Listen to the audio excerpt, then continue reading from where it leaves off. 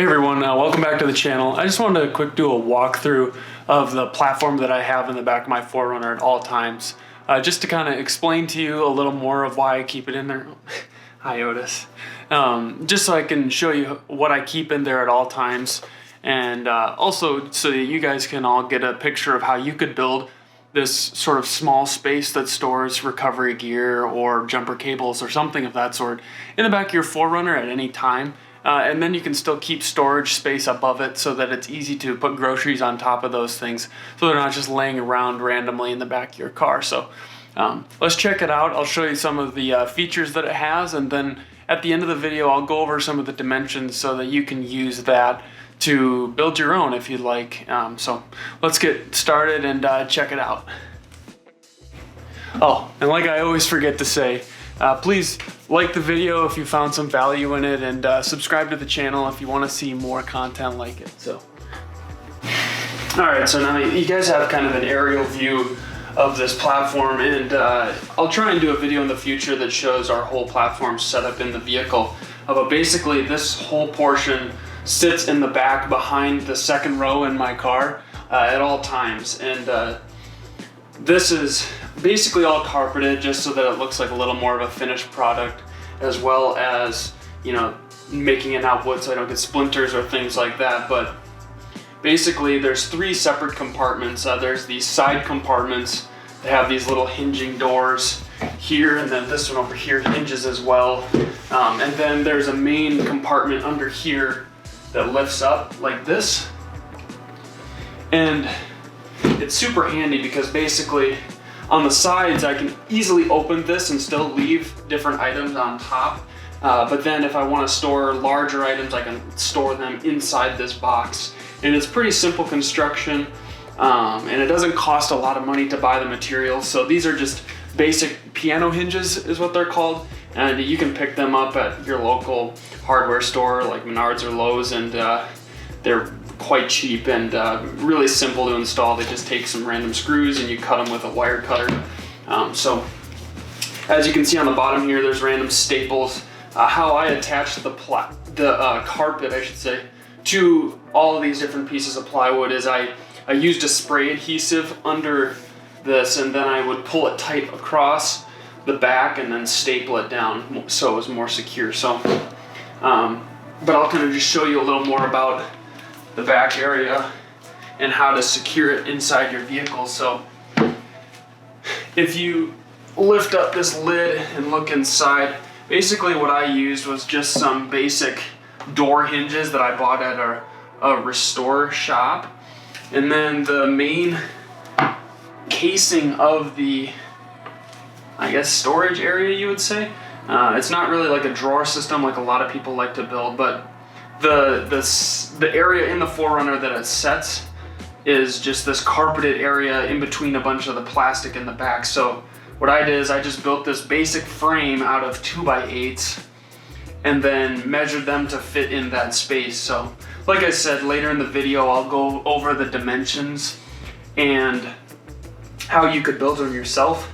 But basically, like you can see also on the underside here, I carpeted a lot of the exposed areas. This is the main area. This is where I store like some camping chairs or a socket set or straps, stuff like that that I might need when I'm out on the road, but I don't want to just leave laying around in my trunk because those things can just be kind of cluttering when you're trying to put random stuff in the trunk like a duffel bag or groceries or something of that sort. So then if you look a little closer on the sides here, the area where the plastic kind of changes creates a different dimension in the trunk, and so you can't just put this basic frame in that area. So what I had to do is I cut out these custom pieces of, originally it was 2x8, but I cut them out specifically in these little, it has like a really custom sized outline, and I'll do my best to include the dimensions for that as well. But that's so that I can create these small little cubbies on this side and on this side, because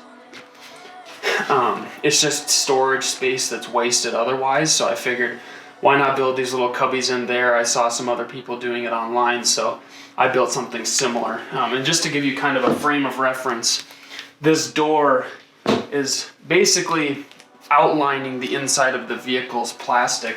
And same with this side. This side has a little cutout because there's a outlet in the back of the trunk that you can use to plug in random wall outlet accessories that are supported by the power output of the vehicle. But right here and right here are the plastic wheel wells for the vehicle. So when you're looking from the back of the vehicle into the trunk, you have this little dead space on the left and on the right. And then you have the wheel wells, which will protrude up basically like about this size. And then that's basically what will take up the rest of the space in here. And so the inside of the vehicle is about as wide as from here to here. So then kind of the last thing I was gonna cover before I'll talk about dimensions is just how you can attach this thing to the vehicle. And I'm gonna grab the camera so that I can kind of give you a better perspective. So, all right, so now as we get a little closer down here, as you can see, I have this little hook inside that cubby, and that hooks down to a little metal loop that's in the trunk that's anchored to the frame or some structural element of the vehicle. So that's a spot where I put one of these turn cables is what they're, yeah, I think they're called a turn cable. I don't know, I'll figure out what they're called, and I'll link them in the description. But I have one there, and then I also have one right there and there on the back side because there's a couple of those mounting locations inside the vehicle behind the seats, but in front of this platform box. And then over here on this other side, like I was saying, this has got that cutout. There's another loop right under there, just like that. And just to give you kind of another glimpse at what I was talking about, if you look at the front, see how there is this like small, the lighting's not that great, but there's this small cutout space here. It's kind of awkward, but I had to do that so that this would fit in the vehicle. But yeah, so I did that on that side. And then I also did it on this side. All right, so we're sitting down at my desk, and let's go over these dimensions. So I've got them right here, and let's talk through them. So first, we're gonna start with the main hatch. So the main hatch is the big hinging portion of this back area, and if you see, the main hatch is basically 43 inches by 32 inches. And then on either side, the left and right, we have these little hinging compartment lids, I guess you could call them. So those have all these small dimensions where it shows kind of the cutout. And then on the left side, there's some plastic that takes out part of that flap. But basically, I tried to take as good of a measurement as I could for the curves, but you're still going to probably have to measure some of that yourself on your platform. So that's the top, and that's all built out of plywood, as you can see in the top right on the paper. And then let's switch over to the actual box that sits under that plywood hatch. So on the left and right, you've got those tiny cutout pieces that I was talking about that are quite custom. But if you notice, there's like little indents in the plastic, and that's why there's kind of this small jut out that sticks down on either side. So both of those are roughly like 6.5 inches wide, but I tried to measure them as accurately as I could. Like I showed earlier, all of it's covered in carpet, so the dimensions maybe not quite precise, but that's okay if you can get them close enough. Once you put carpet on it, it should fit in your 4Runner just fine. So, and then if you look at the dimensions of the main box, it's 30 inches deep, and then it's roughly like 41 3/4 inches wide. And just to clarify, that 30 inches deep is the length of that board in the drawing. So the front and the back of the box have the longer sections, and then the left and right sides of the box, those boards fit inside those other front and back boards, if that kind of makes sense. So the cap is on the front and the back, not the left and the right. So, and that interior board is 30 inches. So, and then if you look close enough, I don't know if the colors show up well enough, but there's like a navy blue shading on the top of the boards that are 2x8. And then there's a red shading on the top of the boards that are 2x2. And then you'll just have to kind of figure out how long of boards you need to buy. Typically, if you buy the boards in longer dimensions, they're cheaper.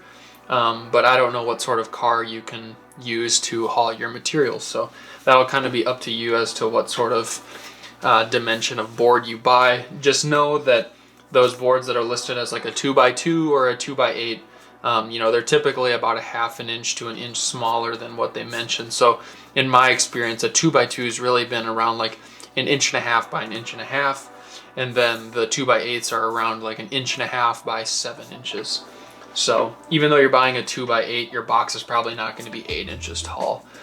So just to give you that forewarning up front. So I hope those dimensions were really helpful. I really wanted to just do a quick breakdown of that platform and try and help some of you with maybe some inspiration for building your own platform, or if you were hoping for just kind of a step-by-step guide that could give you a good place to, you know, get the bulk of the design, then maybe my hatch is a good one that you can mimic and use in your vehicle. So if this video brought you any sort of value, or you enjoyed the video, please, if you would like the video, that really helps me in the YouTube algorithm. And if you like my videos, or you think you might be interested in some of my future content, please subscribe. And I hope I can entertain you and also bring some knowledge or value to your life. So thanks again, and I'll see you in the next video.